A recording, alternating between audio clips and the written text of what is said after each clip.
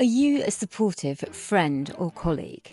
Are you the kind of person that stands on the sidelines cheering on a member of your family with words of encouragement just when they need it? Well, today's English lesson is for you. In my last video, we looked at English language for talking about positivity.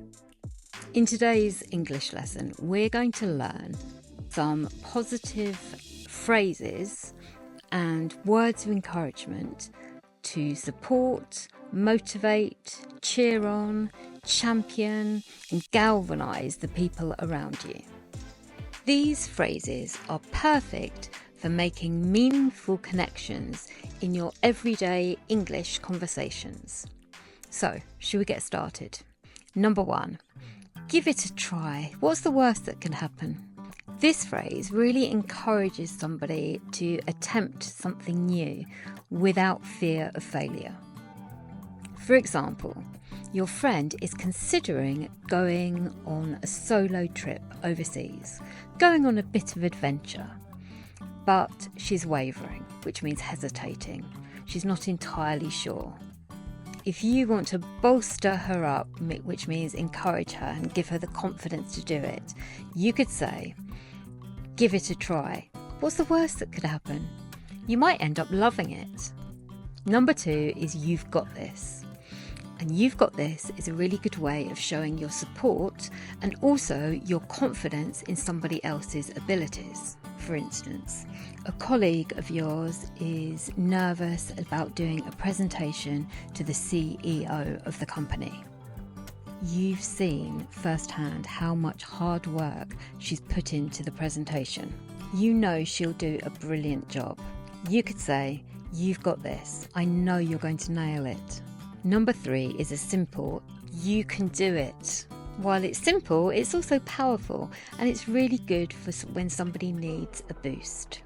When my kids were little and learning to ride a bicycle, I would say to them, you can do it, you just need to keep practicing. Number 4 is go for it, you've got nothing to lose. And this one is great for encouraging somebody to take a chance or a risk. Another example now, perhaps a colleague wants to apply for a new job, but is having their doubts, having second thoughts. You could say, go for it, you've got nothing to lose, apply for the job. Number 5 is give it your all. And when you tell somebody to give it your all, it means put in the maximum amount of effort that you can.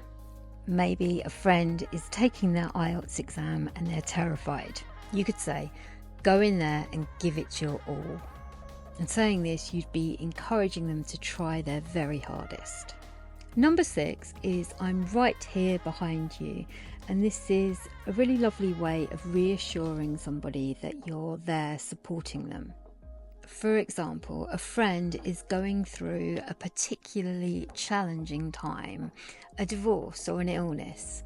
You could say, I'm right here behind you, you're not alone in this. Number 7, I've got complete faith in you. This one shows that you completely believe in someone's abilities. I've got complete faith in you. You can handle this. Number 8 is keep at it. You'll get there eventually. And this encourages perseverance. When my son was learning to code at school, I would say to him, keep at it. You'll get there eventually.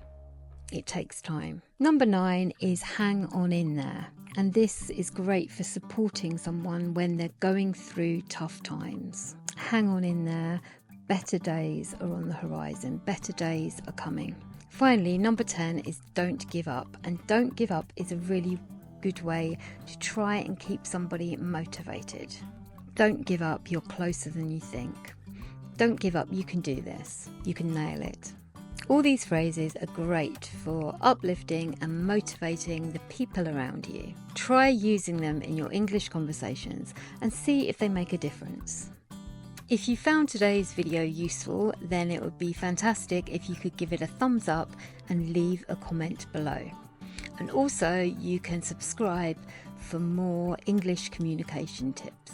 Take care and I'll see you next time. Keep at it.